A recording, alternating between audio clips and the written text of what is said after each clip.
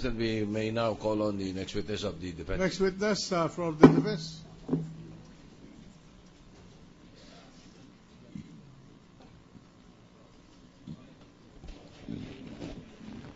If Your Honor, please, the next witness for the defense will be handled by a member of the team, Attorney Judd. And Attorney Roy, Your Honor, and may we request permission that we be allowed to conduct the examination of the said witness. Granted. For the prosecution, who will we handle? Same, Your Honor. Granted. For the next witness, Emmanuel Santos.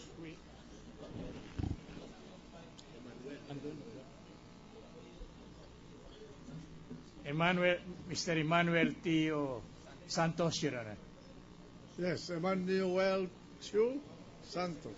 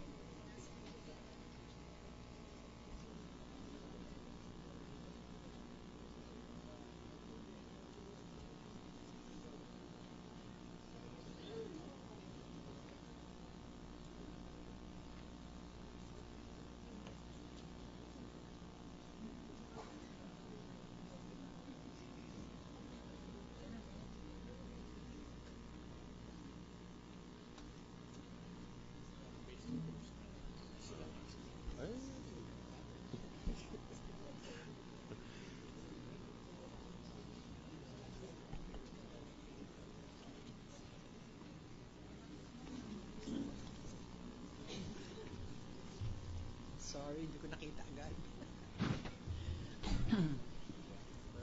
Mr. Witness. Yes, sir. Yes, ma'am. Please swear the witness. Raise your right hand and repeat. Do you swear to tell the truth, the whole truth, and nothing but the truth in this impeachment proceeding?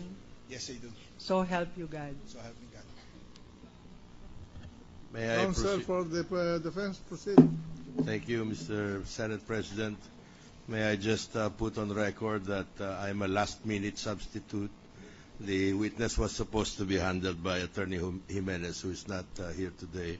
At any rate, Mr. Emmanuel Santos is being presented to prove that there is he has no personal knowledge of the complaint he filed with the Ombudsman, to prove that he did not verify the information that supports his complaint, which he filed with the Ombudsman, to prove that the filing of his complaint was motivated by things other than logic, reason, or good motive and purpose.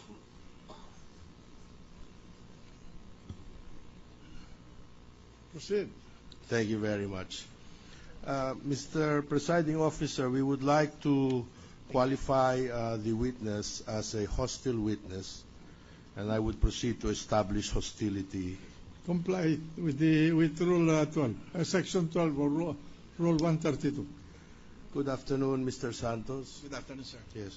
Mr. Santos, did you receive the subpoena issued by the Honorable Presiding Officer? Yes, sir. Yes. Last week. Now, can you please tell me, as the subpoena states, that you are required to bring an original and certified true copy of your complaints against Chief Justice Renato Corona? Do you have the... Yes, I did receive the subpoena and I read it. And I sent my paralegal representative to the Office of the Ombudsman to secure a certified original true copy.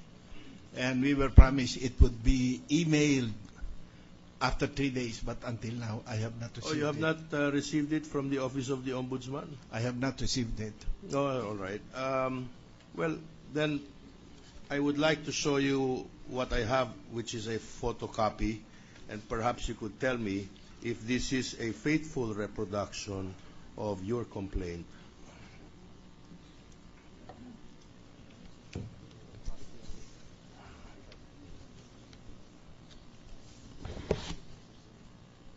The witness is examining Yes, the sir. photocopy. Yes, sir. Can you also confirm for me, Mr. Santos, if the annexes are faithful reproductions of those attached to your original complaint?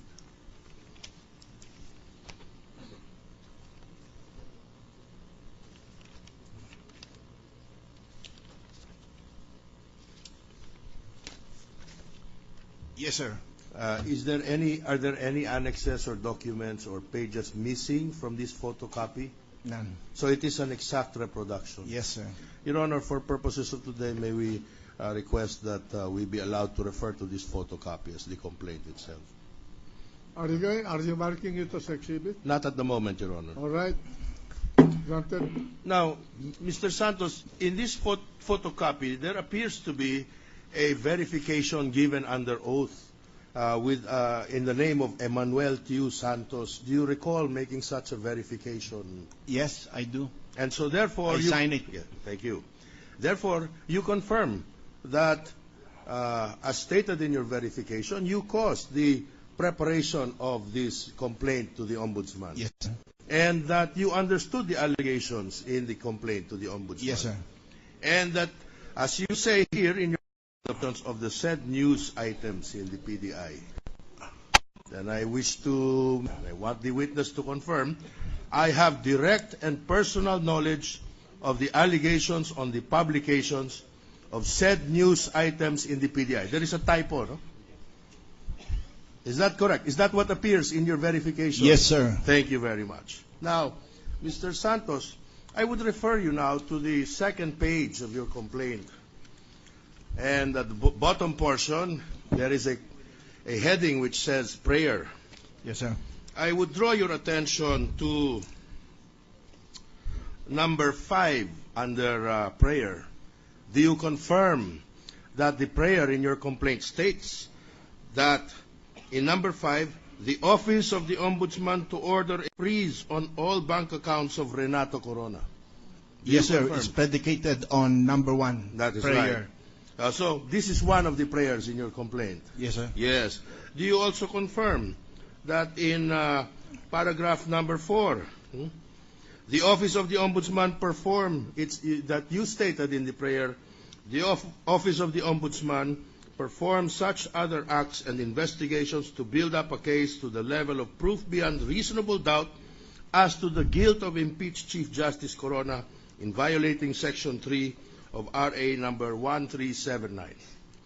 Yes, sir. In accordance with Article 11, Section 1, Section 15, Paragraph 1 of the Constitution, and Section 15 of Republic Act 677 or the Ombudsman Act of 1989. Then would you agree with me, Mr. Santos, that by filing this complaint, that you accused the Chief Justice of having committed certain crimes based on the information that you were aware of at the time you filed this?